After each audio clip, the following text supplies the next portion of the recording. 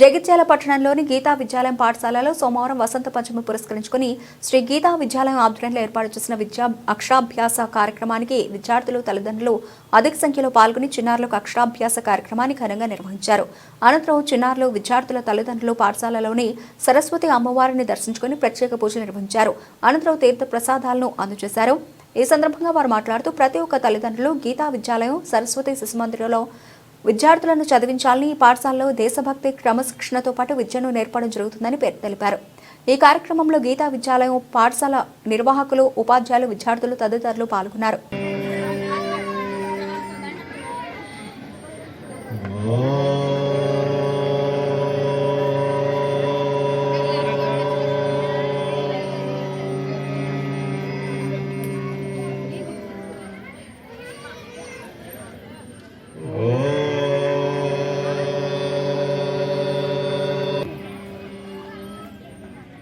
మన మధ్యలో తాళపల్లి లక్ష్మణరావు గారు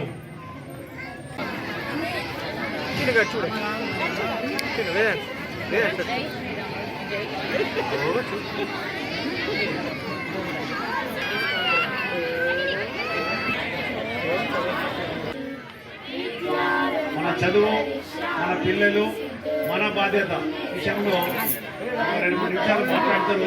అందరం ఓపికగా విందాం. ఇది ఎవరికో కాదు, మనందరికి సంబంధించిన విషయం. మనం ఏ విధంగా సమాజంలో పరిగెత్తుతున్నాము,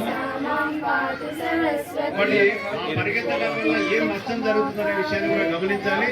అందరం కూడా ఒక 3 సార్లు ఓంకారం చేద్దాం. ఎందుకంటే మనం ఓంకారం చేస్తే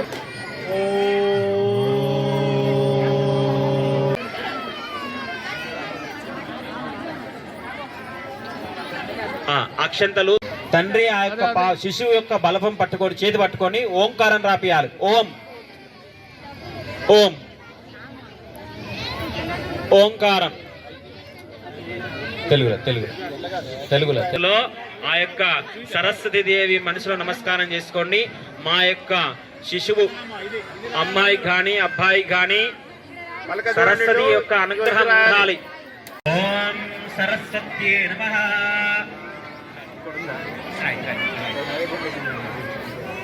ఎందుకంటే చాలా మందికి తెలుగు వస్తలేదు, ఇంగ్లీష్ మీడియం చేయబట్టి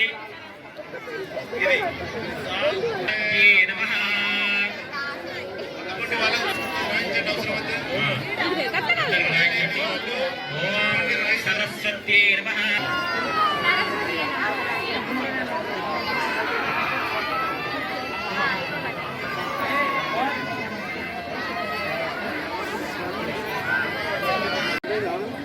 ఓం శతమానం భవతి శతాయు పురుషతేంద్రియాయుష్యేవేంద్రియే ప్రతిష్టతే శతమనంతం భవతే శతమైశ్వర్యం భవతే శతమితి శతం దీర్ఘమాయు.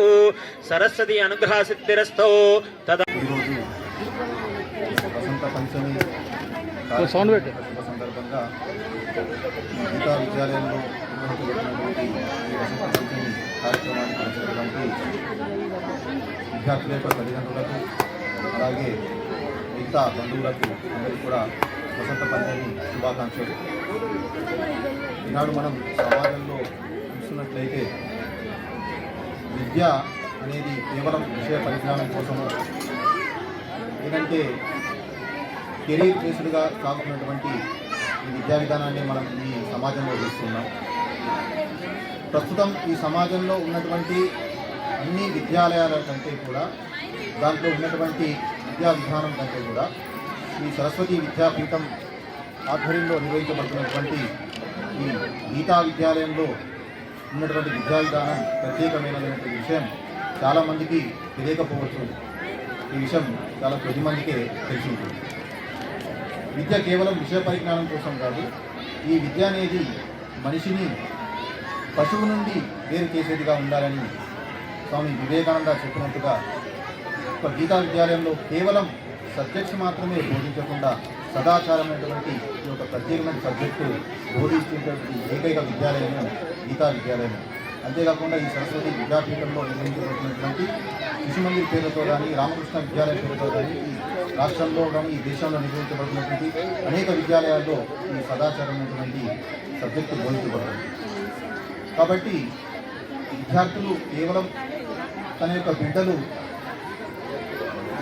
తన కెరీర్ బాగుండాలను, లేదంటే ఎక్కువగా సంపాదించాలి, పేరు ప్రఖ్యాతులు సంపాదించాలి, అదేవిధంగా విదేశాలలో స్థిరపడాలి అనేటువంటి ఉద్దేశంతో చదివించడం కాకుండా ఆ విద్యార్థి ఈ సమాజానికి ఏ విధంగా ఉపయోగపడతాడు, తన చదువుకున్నటువంటి చదువు ఈ సమాజ ఉన్నతి కోసం ఏ విధంగా ఉపయోగిస్తాడు అనేటువంటి ఆలోచన చేసి లాంటి గీతా విద్యాలయం లాంటి ఒక విద్యా సంస్థల్లో చదివించడం వల్ల ఆ విద్యార్థి తన యొక్క కుటుంబము, అదేవిధంగా తద్వారా సమాజం కూడా బాగుపడుతుందని తెలియజేస్తారు.